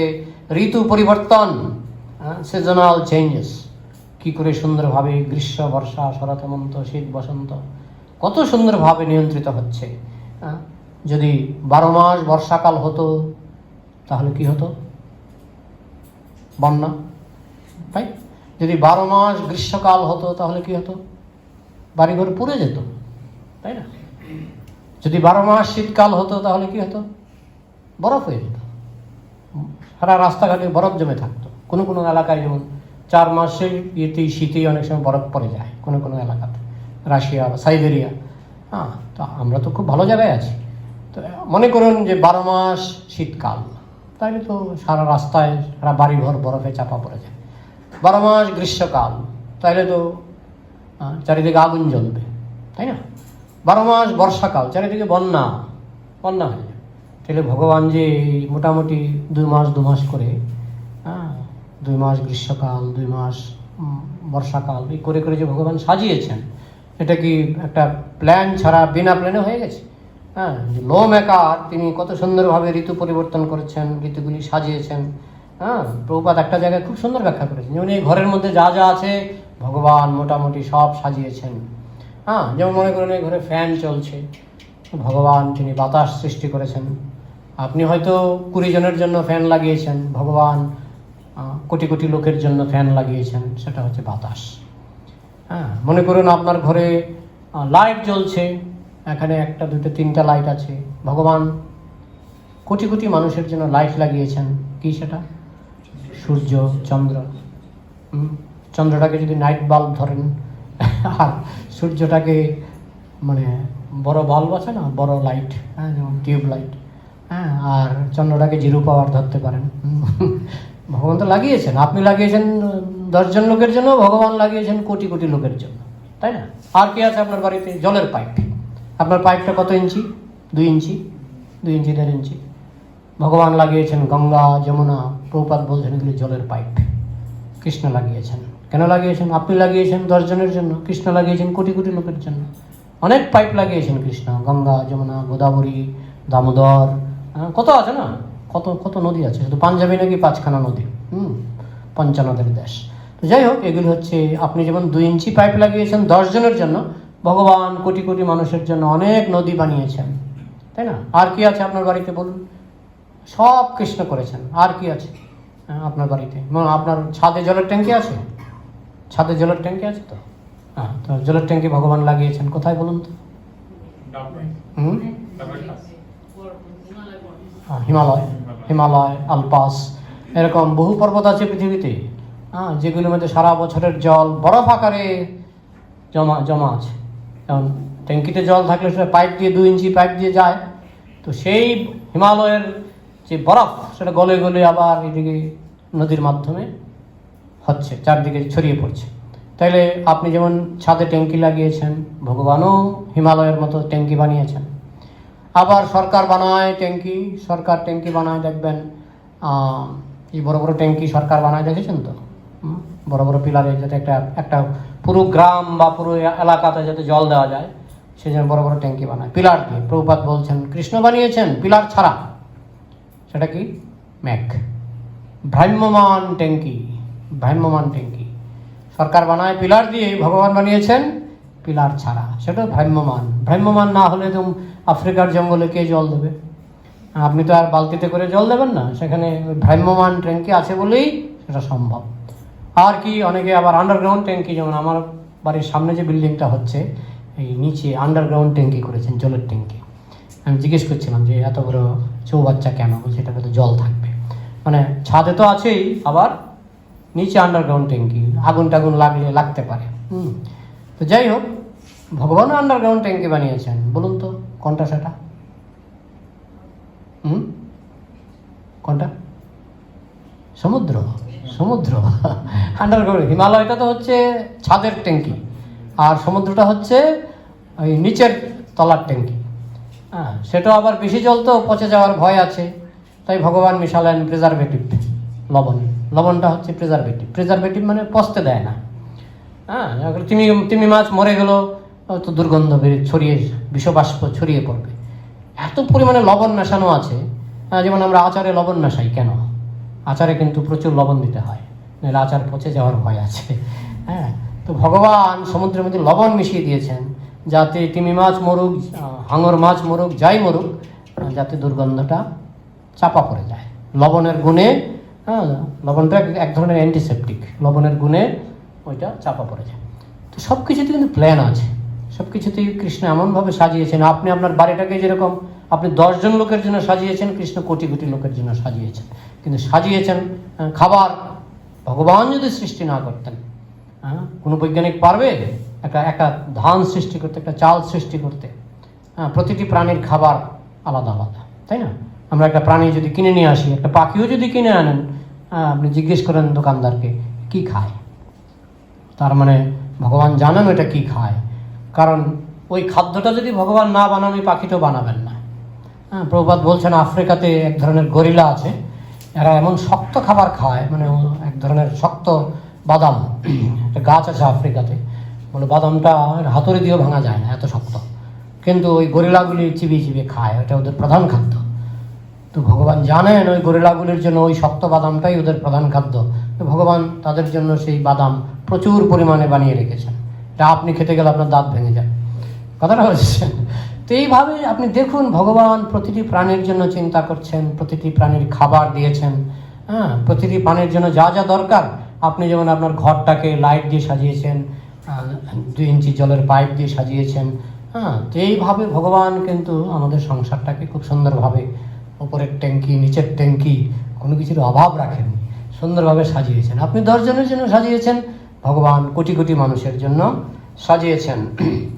হ্যাঁ, তাহলে এত যে সুন্দরভাবে সংসার চলছে, মানুষ খাবার পাচ্ছে, হ্যাঁ, কোনো বছরই তো আমরা চিন্তা করি না, যদিও মাঝে মাঝে দুর্ভিক্ষ হয়ে যায় মানুষের পাপের ফলে। হ্যাঁ, কিন্তু আমরা তো বেশিরভাগই আমরা নিশ্চিন্ত থাকি যে ভারতবর্ষে 135 কোটি না 40 কোটি লোক আছে। 135 কোটি লোক হঠাৎ করে যদি মায়াপুরে, যদি হঠাৎ করে, এই যেমন আবার দোল পূর্ণিমায় নাকি একটু গোলমাল হয়ে গেছিল। হ্যাঁ, প্ল্যান করেছিল নাম হট্টে, প্ল্যান করেছিল কত 3000 লোকের, আর হয়ে গেছে কত 10,000 না কত, শুনেছেন কথাটা? হ্যাঁ, তো কিন্তু ভগবানের প্ল্যানটা দেখুন, সারা ভারতবর্ষে 135 কোটি লোক আছে, এবং ভগবান কিন্তু প্রতি বছর তাদের জন্য যতটুকু খাবার দরকার দিচ্ছেন, তো দিচ্ছেন, যেমন করে হোক দিচ্ছেন। তো এত কিছু শৃঙ্খলার মধ্যে আমরা কি করে বলবো যে ভগবান মরে গেছে? হাউ উই ক্যান অ্যাকসেপ্ট কেউ যদি বলে ভগবান মরে গেছে, তো এই শৃঙ্খলাগুলি কি আমাদের চোখে পড়ে না, নজরে পড়ে না? হ্যাঁ, এই জন্যই যারা বৈষ্ণব, যাহা যাহা নেত্র পরে তাহা তাহা কৃষ্ণস্পরে। হ্যাঁ, এই যে একটা মালা, বাহ কি সুন্দর, কি কি গন্ধরাজ। কোথা থেকে? মাটি থেকে। মাটির মধ্যে গাছটা লাগানো হয়েছে। একই মাটি, একই জল, একই সূর্যের আলো, নাকি আলাদা সূর্যের আলো, আলাদা জল দিচ্ছি? একই জল, একই মাটি, তাই তো? কোনোটাতে গোলাপ ফুলের গন্ধ, কোনোটাতে বেলি ফুলের গন্ধ, কোনোটাতে গন্ধরাজের গন্ধ। তাহলে এগুলি মাটি থেকে কি করে আসছে? সেখানে ভগবানের আইন কাজ করছে। তো এত সুন্দরভাবে চারিদিকে, যেদিকেই যাহা যাহা নেত্র পড়ে তাহা তাহা কৃষ্ণস্পর, মানে কৃষ্ণের হাত দেখা যায়। যেখানে যেখানে আপনার চোখ পড়বে আপনি কৃষ্ণের হাত দেখতে পারবেন। কিন্তু যারা নাস্তিক, তারা খাবে দাবে কিন্তু কৃষ্ণকে মানবে না, নিমক হারাম। হ্যাঁ, প্রভুপাদ এরকম দৃষ্টান্ত দিয়েছেন। যেমন একটা কুকুর বনের মধ্যে গেল, বনের মধ্যে গিয়ে একটা বনের মধ্যে একটা কুঁড়ে ঘর, সেই কুঁড়ে ঘরের মধ্যে গরম ভাত, একটা স্টিলের থালায় গরম ভাত দেওয়া। তো মালিক তার কুকুরকে নিয়ে বনে গেছে। মালিক দেখে বুঝতে পারছে আশেপাশে লোক আছে, নাহলে গরম ভাত ধোয়া উঠছে, কোথা থেকে এলো। আর কুকুর কিন্তু এসব ভাবছে না, কুকুর গিয়ে গরম ভাত দেখেছে, গিয়ে খাওয়ার চেষ্টা করছে। তো এখন খেয়ে দিয়ে এখন কুকুরকে যদি বলা হয় এই অন্নটা কোথা থেকে এলো, কুকুর কিছু বুঝবে না।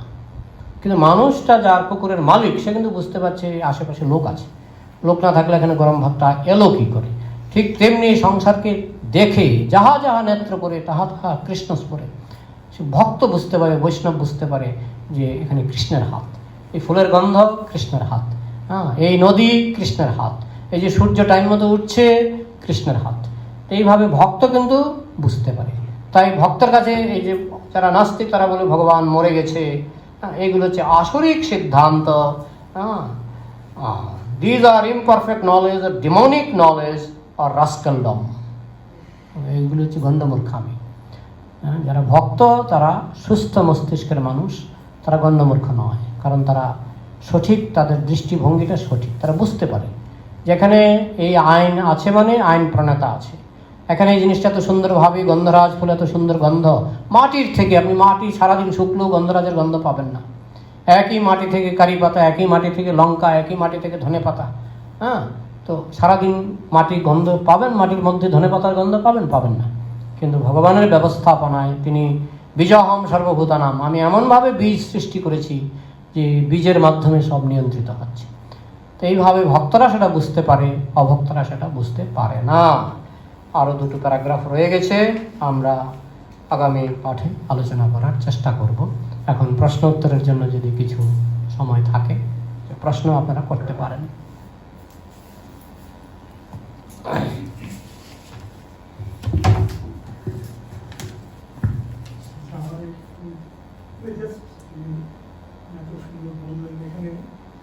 অন্যান্য যে ধর্ম আছে, এমনকি আমাদের হিন্দু ধর্মের মধ্যে যারা ভগবানকে বিশ্বাসী করে, অন্যান্য ধর্ম তারা বলছে ভগবান বিশ্বাস করি, কিন্তু আমরা মানে তার রূপ মানি না, মানি না, কত বিষয়।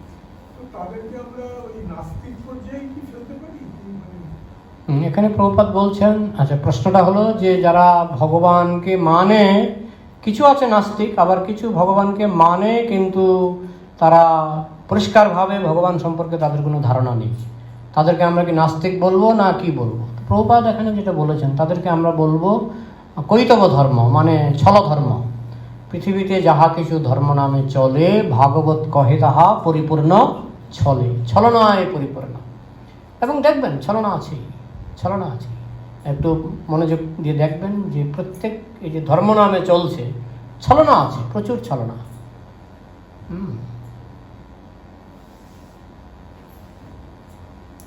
তাই তাদেরকে আমরা ছল ধর্ম বলে বা ছল ধার্মিক বলে আমরা গ্রহণ করব। অনেকটা নাস্তিকের মতোই, অনেকটা নাস্তিকের মতোই।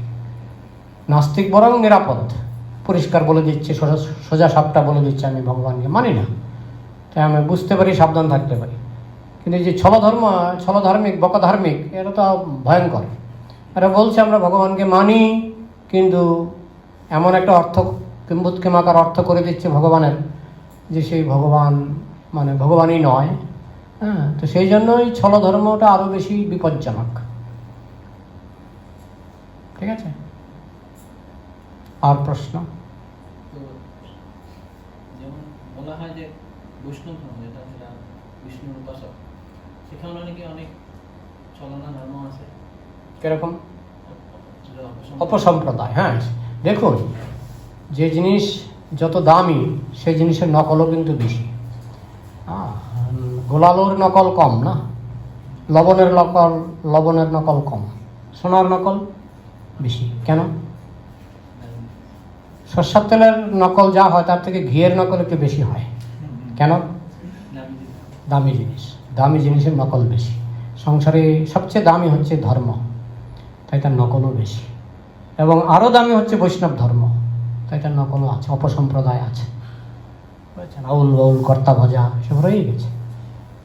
দামি যেহেতু এটার নকল থাকবে, সেই জন্যই তো আপনি যদি সোজা সাপটা কথা বলেন লোকে পছন্দ করবে না, লোকে পছন্দ করবে। বেশিরভাগ লোকের মন জয় করে আপনার ধর্ম প্রচার কিন্তু খুব কঠিন কাজ। এই জন্য বৈষ্ণবরা তো সোজা সাপটা কথা বলে অনেক সময় লোকে শত্রু হয়ে যায়। 13টা অপসম্প্রদায় আগে ছিল, এখন তো বাড়ছে, আরো বাড়বে।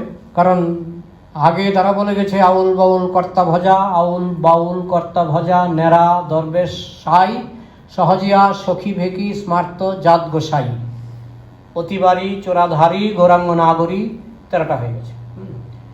তো সেটা যে সময় শ্লোকটা লেখা হয়েছিল তখন তার অমুক ঠাকুর তমুক ঠাকুর ছিল না। যদিও অনেকের সঙ্গে অনেকের মিলে যায়, এই 13টা অপসম্প্রদায়ের সঙ্গে অনেকের মিলে যায়, কিন্তু নতুন নতুন মানুষের উর্বর মস্তিষ্ক থেকে নতুন নতুন আইডিয়া। আগে যেমন এটা ছিল না, ভগবানের বংশধর। এখন কিন্তু একটা দল আছে, আমি নাম বলবো না, বলে আমিও ভগবান, আমার ছেলেও ভগবান, তার ছেলেটাও, আমার নাতিটাও ভগবান। এটাকে বলে ভগবানের বংশধর। বলে আমার এই ভগবানের বংশ দিয়ে গেলাম রে, আমার পরে যারা আসবে এই বংশে সবাই ভগবান। এটাকে আপনি কি আউল বাউল কিসে ধরবেন? আপনি এটাকে আউল বাউল কিসে ধরবেন? এই 13টা অপসম্প্রদায়ের মধ্যে আমার তো মনে হয় না কোনোটাতে খাপ খাবে। এটা একটা আবার অন্য অপসম্প্রদায়, বুঝেছেন?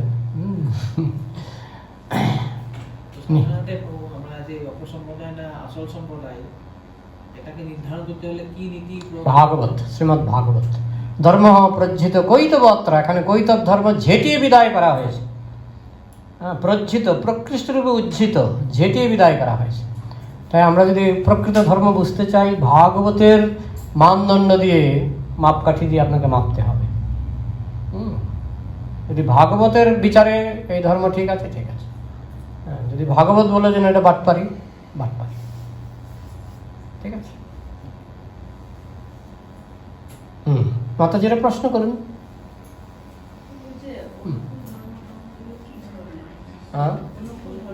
অনুকূল ধর্ম মানে কৃষ্ণকে, কিন্তু ওনাদের মন্দিরে, কিন্তু মন্দিরে সিংহাসন দেখেছেন? সিংহাসনে বলছে যে উনি, শুনুন, আপনি যদি গ্রামে গঞ্জে, আমি অনেক দোকান দেখেছি। আচ্ছা, ওনার প্রশ্ন হচ্ছে যে তারা তো রাধাকৃষ্ণের কীর্তনই করে, তাই তো, এটাই তো, তাদেরকে মানা যাবে কিনা? তো গ্রামে গঞ্জে আমি অনেক দোকান দেখেছি, এগুলি শহরে কম দেখা যায়। একই দোকানে জুতো বিক্রি হয়, চাল ডাল বিক্রি হয়, একই দোকানে কাপড় বিক্রি হয়। কেন বলুন তো? কারণ গ্রামেগঞ্জের ব্যাপার তো। এই আমাদের শহরে যেমন জুতো নিয়ে জুতোর দোকান, চাল ডাল নিয়ে শুধু চাল নিয়ে চালের দোকান, তাই না? কিন্তু গ্রামেগঞ্জে অত পয়সাও কারো নেই, মানুষ বেশিরভাগই গরিব। ওরা মানে অত শুধু জুতো নিয়ে দোকান খুললে ওদের পোষাবে না। তোরা কি করে, হয়তো 10-15 পিস জুতো রেখে দিল, কাপড়ও কয়েক পিস রেখে দিল, চাল ডালও রেখে দিল। কেন করে এটা? কাস্টমার ধরার জন্য। কাস্টমার ধরার জন্য। আমার দোকানে জুতোও পাওয়া যায়, চালও পাওয়া যায়, ডালও পাওয়া যায়। তো অনেক ধর্ম আছে যারা জানে যে আমি যদি হরে কৃষ্ণটা না ধরি, কৃষ্ণ নামটা না ধরি, তাহলে আমি বিরাট সাপোর্টার হারিয়ে ফেলবো। কথাটা বলছেন তো? আমার দোকানে কৃষ্ণ নামও আছে, আমার দোকানে নিরাকারবাদও আছে, আমার দোকানে এটাও আছে, এটাও আছে, সেটাও আছে, সব আছে। তাই সব কাস্টমারে আমি পাবো।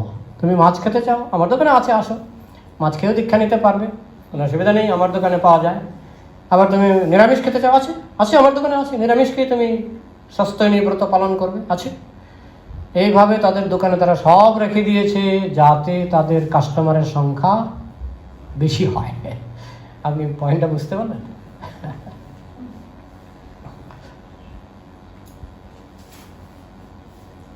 বলুন আর কিছু থাকে। হ্যাঁ, এই ভগবান শ্রীকৃষ্ণ যখন বৃন্দাবনে ছিলেন, বলা হচ্ছে যে ওখানে 11.5 বছর ছিল, এবং তারপরে মথুরাতে গিয়েছিলেন, মথুরাতে গিয়ে 13.5 বছর ছিল, এরপরে দ্বারকাতে গিয়েছিলেন, ওখানে 100 বছর ছিল।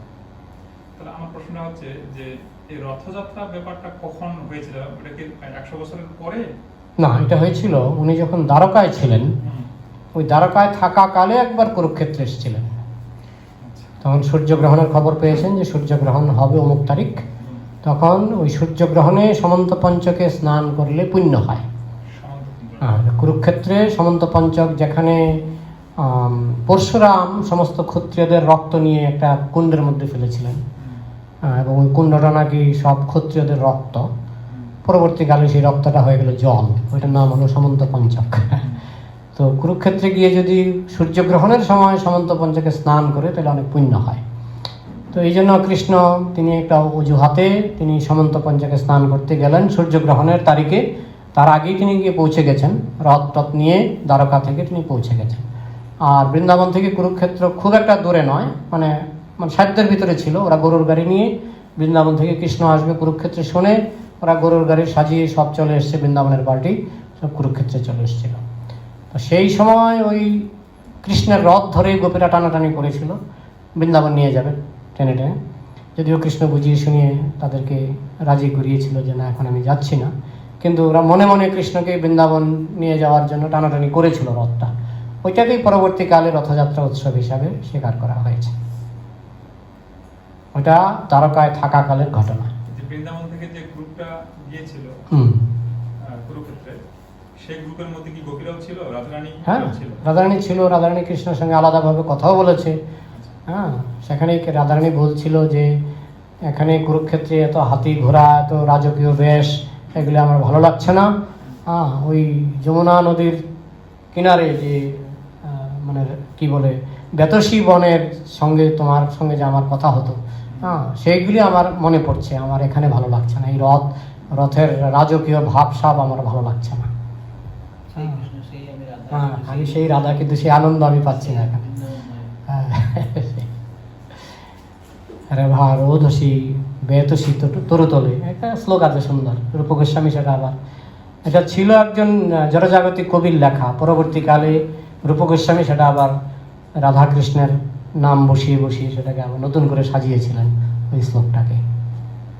মহাপ্রভুর কাছ থেকে উনি প্রথমে জড়জাগতিক কবির শ্লোকটা শুনেছিলেন, শুনে ও একই শ্লোক তিনি একই অর্থ ঠিক রেখে তিনি সেখানে রাধাকৃষ্ণের নাম বসিয়ে তিনি সেই শ্লোকটাকে আবার সেইভাবে পুনর্লিখন করেছিলেন।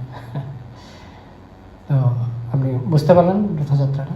তাহলে জড়জগতে কর্মী লোকেরা যেভাবে কৃষ্ণ এবং রাধার যে প্রেমের ব্যাপারটাকে উপস্থাপন করে, সেটা মানুষের ভুল বোঝে। তাহলে সেটাকে এইভাবে কি বলা যায় না যে কৃষ্ণ 11.5 বছর বৃন্দাবনে যখন ছিলেন, তার মধ্যেই সমস্ত লীলাগুলো সংগঠিত হয়েছে? যেমন ধরুন গোবর্ধন লীলা, সমস্ত অসুরদেরকে বধ করা, পূর্ণা বধ, শকটাসুর বধ, সব যে অসুর বধ হয়েছিল ওটা ওই অল্প বয়সের মধ্যে হয়েছিল। সেখানে রাসলীলাও তখন ঘটেছিল, তাই না? রাসলীলা 11.5 বছরের আগেই। তার মানে গোপীদের বয়স বোধহয় না হার্ডলি 8-9 বছর হবে।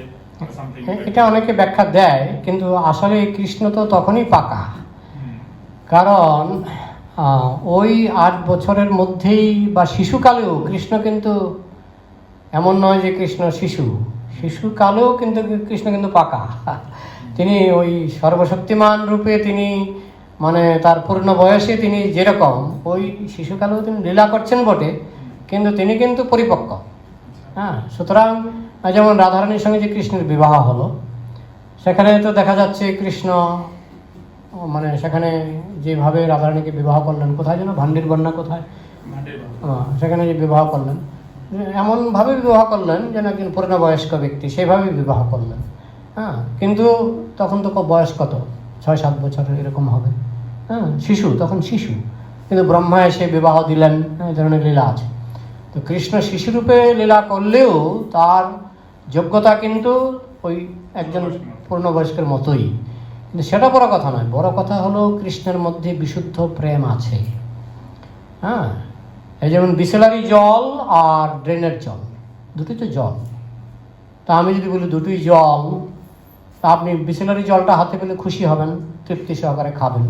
আর ড্রেনের জল যদি আমি আপনাকে এক গ্লাস দিই, আপনি কি বলবেন? আপনি গ্লাসটা ছুঁড়ে ফেলে দেবেন, আমার উপর রাগ করবেন। কেন? দুটোই তো জল ছিল, একটাকে ছুঁড়ে ফেলে দিলেন, একটাকে আদর করলেন কেন?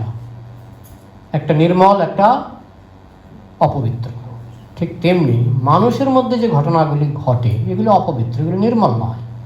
কিন্তু কৃষ্ণের মধ্যে একই বস্তু প্রেম, সেটা নির্মল। আর মানুষের মধ্যে প্রবণতাটা এলো কোথা থেকে? আমরা প্রথম শ্লোকে পড়ছি জন্মাদ্দেশ্য যতঃ, যার থেকে সব কিছুর জন্ম হয়েছে। মানুষের মধ্যে যে পরস্পরের প্রতি, মানে নারীর প্রতি পুরুষের আকর্ষণ, পুরুষের প্রতি নারীর আকর্ষণ, এটা শূন্য থেকে আসেনি, আকাশ থেকে পড়েনি। এটা জন্মাদ্দেশ্য যত, যেখান থেকে সব কিছুর জন্ম হয়েছে, এটার জন্ম সেখান থেকে হয়েছে। আদিরস, এটা কৃষ্ণ থেকে এসেছে। পার্থক্য শুধু কৃষ্ণের মধ্যে ড্রেনের জলটাও পবিত্র জল থেকে, আকাশে যখন জলটা থাকে পবিত্র থাকে, বৃষ্টি হয়ে মাটিতে পড়লে ঘোলা হয়ে যায়, ড্রেনে গেলে আরও ঘোলা হয়ে যায়, তাই না?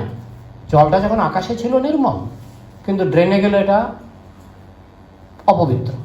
ঠিক তেমনি কৃষ্ণের মধ্যে প্রেম পবিত্র। গোপীদের সঙ্গে কৃষ্ণের যে প্রেম, রাধার সঙ্গে কৃষ্ণের যে প্রেম, সেটা অতি পবিত্র, অতি নির্মল।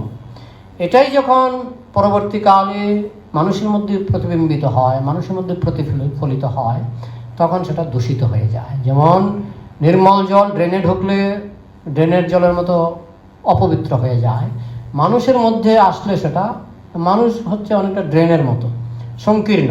এখানে আসলে সেই নির্মল প্রেমটা যদি তার কৃষ্ণ ভাবনা না থাকে, তার ফিল্টারিং প্রসেস যদি নষ্ট হয়ে যায়, ফিল্টারিং প্রসেস যদি না থাকে, তাহলে সেটা অপবিত্র হয়ে যায়। এই জন্য মানুষের ক্ষেত্রে যেটা অন্যায় বা পাপ, কৃষ্ণের ক্ষেত্রে সেটা নির্মল। হ্যাঁ, ওই ড্রেনের জলটা দিয়ে ভালো করে বোঝা যায় যে ড্রেনের জলও জল, আবার বিসলারি জলও জল, কিন্তু একটা পবিত্র, একটা অপবিত্র। তাই প্রেম বা রাধাকৃষ্ণের সম্বন্ধ বা গোপীদের সঙ্গে কৃষ্ণের সম্বন্ধ, সেটা 100% নির্মল, সম্পূর্ণ নির্মল, সেটা পূজনীয়, সেটা শ্রদ্ধার যোগ্য। বলা হচ্ছে সেই কাহিনী শুনলে মানুষের হৃদয়ের কাম বাসনা দূরীভূত হয়ে যায়। হ্যাঁ, হৃদৃগমাস্য পহন্ত অচিরেন ধীর, খুব শীঘ্রই মানুষের হৃদয়ের কাম বাসনা দূরীভূত হবে, মানুষ যদি ভগবানের রাসলীলার কথা ভালো করে বুঝতে পারে এবং শ্রবণ করতে পারে, তো সেটা নির্মল। হ্যাঁ, কিন্তু মানুষের ক্ষেত্রে সেটা মলিন। কিন্তু মানুষ নিজের আঙ্গিকে, হ্যাঁ, বলো না, একজন বোকা মনে করে পৃথিবীর সবাই বোকা, একজন মূর্খ মনে করে পৃথিবীর সবাই মূর্খ, তাই না? প্রভুপাদ বলতেন যে একটা খরগোশ, সে তার সামনে একটা বাঘ এসে গেছে, তো সে চোখ বন্ধ করে মুখটা জঙ্গলের ভিতরে লুকিয়ে রাখে, তার সমস্ত বডিটা বাইরে, সে মুখটাকে ঝোপের ভিতরে দিয়ে সে চোখ বন্ধ করে। হ্যাঁ, বানরও নাকি তাই করে। বানরের সামনে যদি কোনো সিংহ হঠাৎ করে আসে, বানর চোখ বন্ধ করে বসে থাকে, মানে তার ধারণা আমি দেখতে পাচ্ছি না, মানে সিংহ আমাকে দেখতে পাচ্ছে না। হ্যাঁ, তো নিজেকে দিয়ে অন্যের বিচার করা, আমি নিজে বোকা ও অন্যেরও বোকা। হ্যাঁ, আমি নিজে অপবিত্র, অন্যেরও অপবিত্র, আমি অপবিত্র, কৃষ্ণ অপবিত্র। এই ধারণাগুলি হচ্ছে নিজের আত্মবোধ মন্যতে জগৎ। আমি যেমন, আমি ভাবি কৃষ্ণ সেরকম। এই জন্যই ভুল বোঝাবুঝিটা হয়।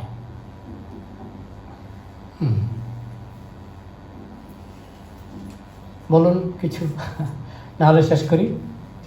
ঠিক আছে। গ্রন্থরাজ শ্রীমদ্ ভাগবতম কি, সমবেত বৈষ্ণব ভক্তবৃন্দ কি, নিতাই গৌর প্রেমানন্দে। হরি।